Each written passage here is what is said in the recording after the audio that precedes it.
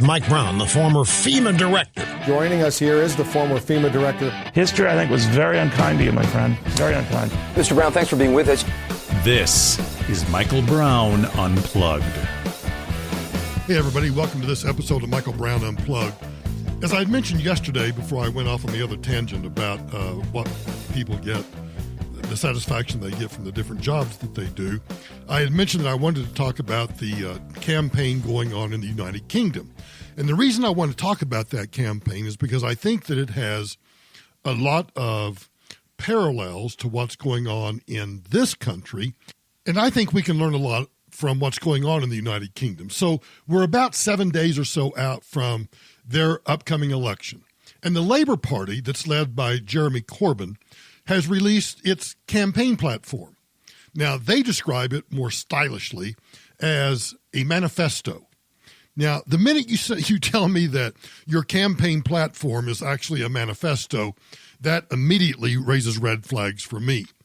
But over at City Journal, Theodore Dalrymple makes what I think is really an effective argument that the Labour Party essentially calls for left-wing, quote, quasi-totalitarianism, close quote, because they want to empower bureaucracies, they want to empower the trade unions, they want to empower the public sector employees, all of which, those of us who remember our history, that is exactly the same formula that brought Britain to the brink of insolvency back in the mid-1970s before the Iron Lady Margaret Thatcher was invited by Her Majesty the Queen to form a new government.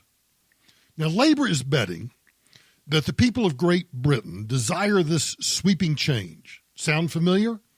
Just like Democrats in this country are betting that the majority of American people, or at least the majority of voters, are looking for this sweeping change to fundamentally transform America. Now, whereas the word radical is largely eschewed by Democrats and Republicans here in the United States, except when they're, describing their opponent's ideas, Jeremy Corbyn and his leadership embrace the word radicalism. They promise in the preamble, quote, "Our manifesto is the most radical, hopeful, people-focused, fully costed plan in modern times," close quote. And they're not whistling Dixie. Now, of course, the Labour Party favors all of the trendy Green New Deal ideas. But where the American left invokes what they believe was really a golden age of government activism by calling their economic restructuring the Green New Deal, the leftists in Britain ironically invoke what many of them believe was the historic ruin of their homeland by dubbing their plan the Green Industrial Revolution. Do you get the irony? It's really a platform that delightfully clueless people, but earnest nonetheless, kind of might recognize, praising windmills, solar panels, while inveighing against cow farts and fossil fuel emissions.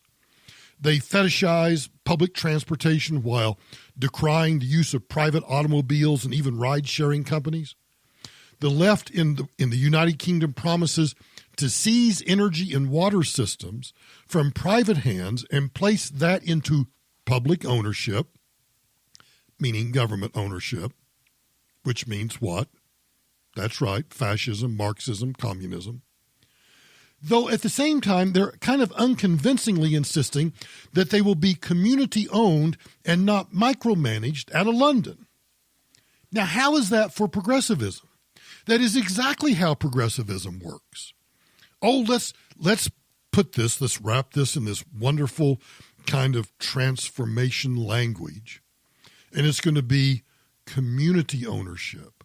And it's not going to be micromanaged by the central government at number 10 Downing. Well, of course it is.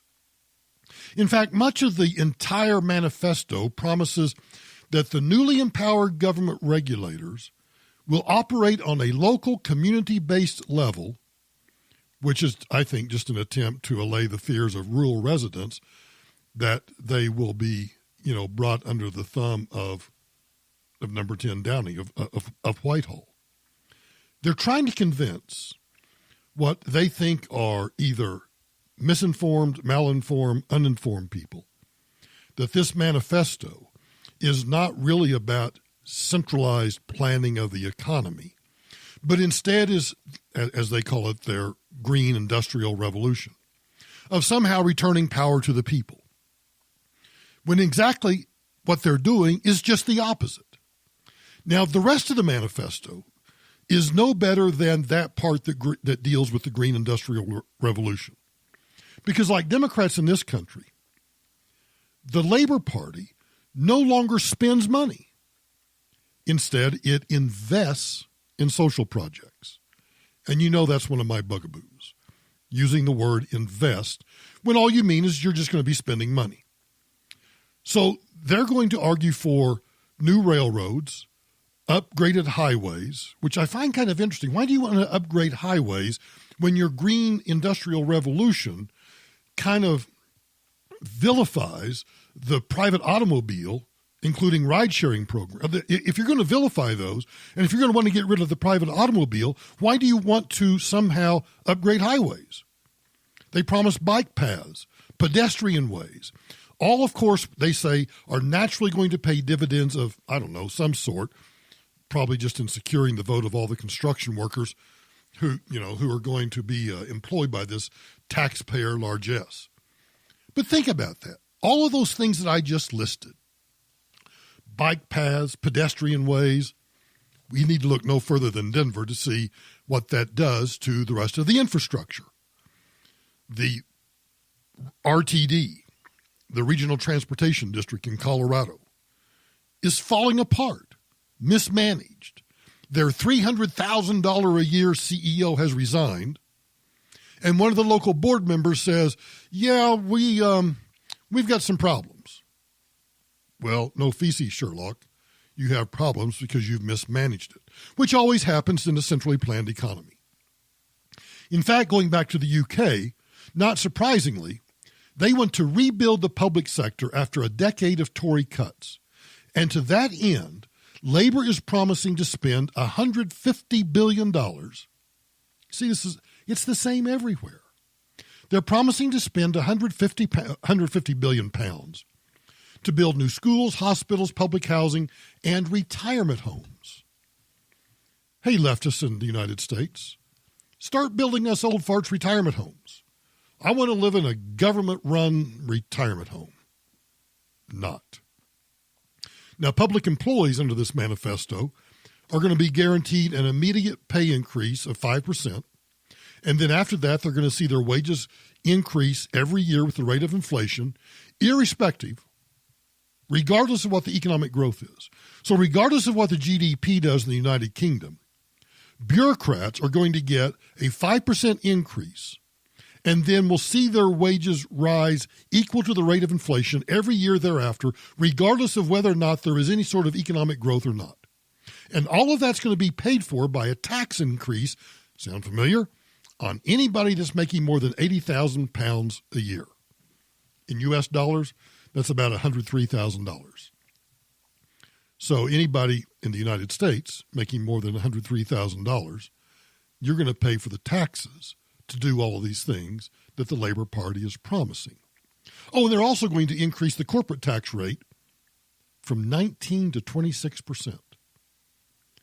Now, that tax increase, according to the manifesto, none of those tax increases are going to affect economic productivity. Can you imagine? Now, think about what the corporate tax rate decrease has done for economic activity in this country. Regardless of whether it's the buying back of shares, that still puts money in the hands of those shareholders to go spend, save, invest, do whatever. And repatriating some of those profits ends up in future capital investments. So increasing taxes is obviously going to have the opposite effect. But Labor says that these tax increases on both individual wage earners and corporations, and we know that even though they're going to increase the taxes on corporations, that the purchasers of the goods and services from those corporations are the ones who actually pay it. The Labor Party says that will not affect economic productivity in the United Kingdom. I almost want the Labor Party to win so that the United Kingdom will go in the crapper before we go in the crapper, so maybe we can learn from it and see, oh yeah, we don't want to go down that path. Now, when I said there are parallels to what's happening in this country, listen to this. Their minimum wage will be hiked to £10 per hour, which is $12.94, which is much more reasonable than the Democrats' proposal, or, of course, much more reasonable than my proposal, which is for the city and county of Denver, $52.80 an hour. The work week is going to be lowered to 32 hours, yet there will not be a reduction in weekly pay, and at the same time, the Labor Party is not going to let any private sector executive be paid more than 20 times the wage of the lowest paid worker at that firm. Centralized plan. This is pure, unadulterated Marxism.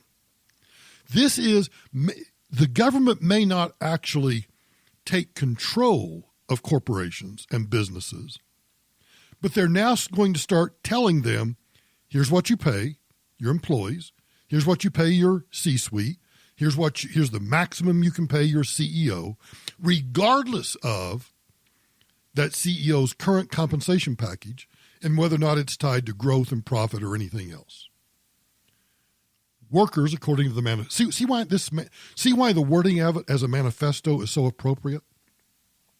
Workers will be designated a minimum of 10% of a company's annual profits, and workers will be given 1/3 of the seats on a company's board of directors.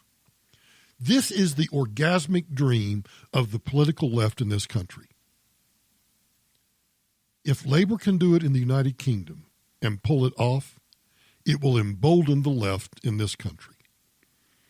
Now, they promise not to increase the VAT, the value-added tax, since they claim that's a regressive tax. But the manifesto vows to, quote, launch the biggest ever crackdown on tax avoidance and tax evasion.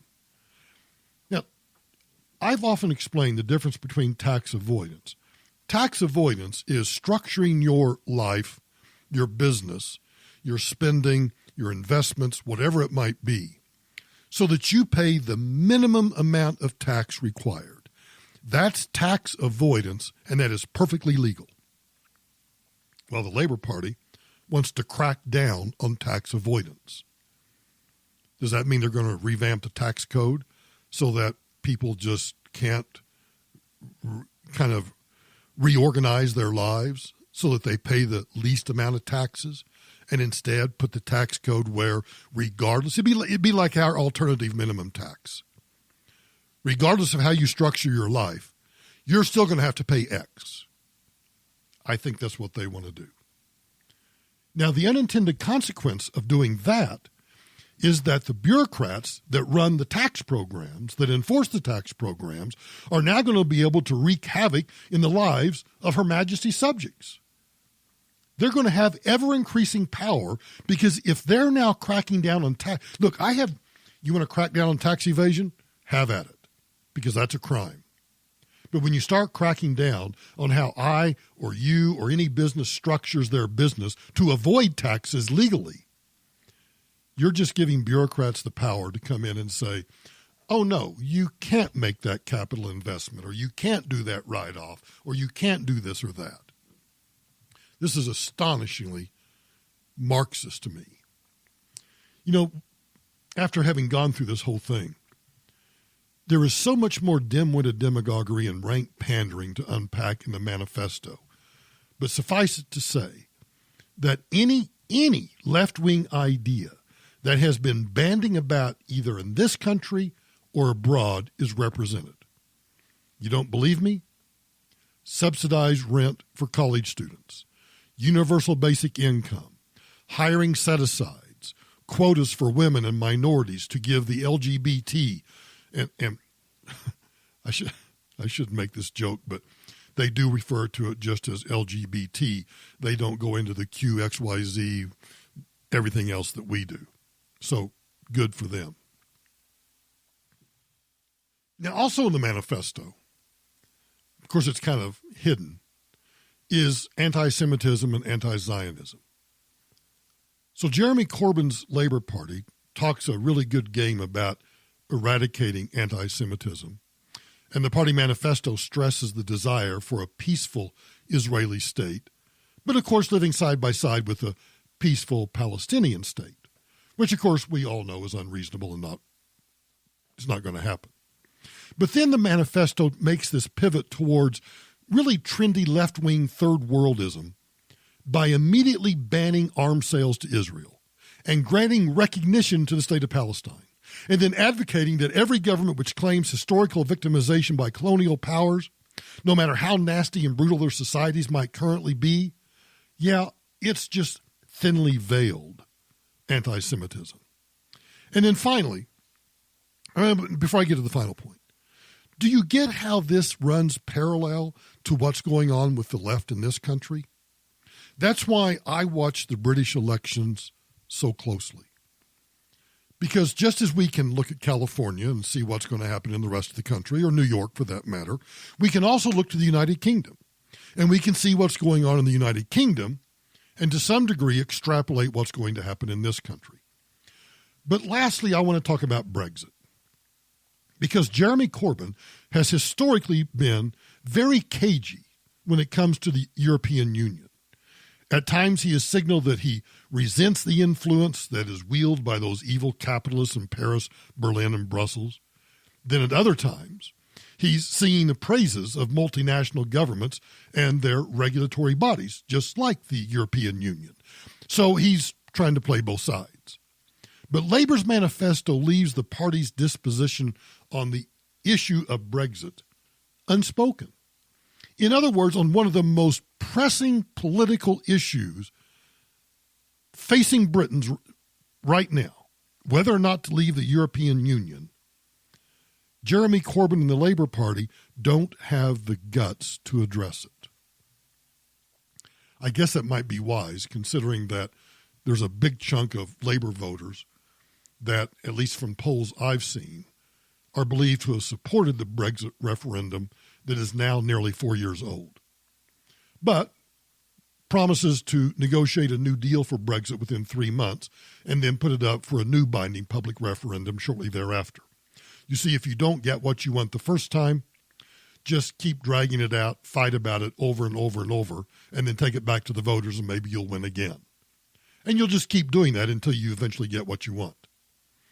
You know, Labour has preemptively foreclosed on the idea of a no-deal Brexit. So it's kind of hard to see what sort of negotiating leverage that Jeremy Corbyn would have in securing a new deal.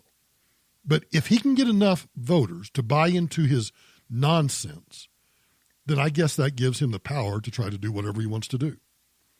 You know, and even if the Brexit movement wins the second vote, this Labour manifesto pledges so much continued cooperation with the EU. I'll give you an example. A promise to voters that Britain's green policies will be no less strict than the European Union's. Well, what good is it to leave the EU if part of your manifesto is that whatever we do will be no less strict, or in other words, the same as the very organization that you're trying to get out of? You know, it's really a stretch to imagine that Britain would be rid of the meddlesome Brussels busybodies anyway. I don't think that. I think the people of Great Britain have it within their souls that they really do want to be their own independent nation. That's why the Brexit referendum initially passed 4 years ago. But they've been so beat down and they're so polite that I don't know if it can happen or not. So we're by the time this podcast episode is uploaded, will be exactly a week away. And that vote on December 12th could, I think, be a harbinger of what to expect next year. Because just as the narrow pro-Brexit vote back in 2016 served as an indication of an anti-status quo sentiment that swept President Trump into the Oval Office, less than 5 months later, Donald Trump's president. Think about that. so too I think a Labor Party victory later this month, next week, serves as a warning shot of a resurgent left that could stampede someone like Elizabeth Warren, or, I suppose crazily enough, I don't think so, but at this rate, I don't say nothing to nothing or never to anything, even a Bernie Sanders into the White House. Now, the polls as of today suggest that the conservatives are on their way to a victory. But I wouldn't be popping the champagne corks until Prime Minister Boris locks the doors at 10 Downing Street on December 13th. So that's what's going on in the UK elections. And I think it's a harbinger of it's almost a parallel of what's going on in this country. And I think it's a harbinger of what we could face. Because if this anti-establishment wave that we saw 3 years ago and 4 years ago with Brexit, and we now see the left being so much more adamant and so much more out front about the things that they want to do that are just unadulterated Marxism. And if that takes hold in the United Kingdom, it makes me worry even more about what might occur in this country. So watch the UK elections. Pay attention. December 12th could be a harbinger of what's coming to this country. Thanks for listening. I'll talk to you tomorrow.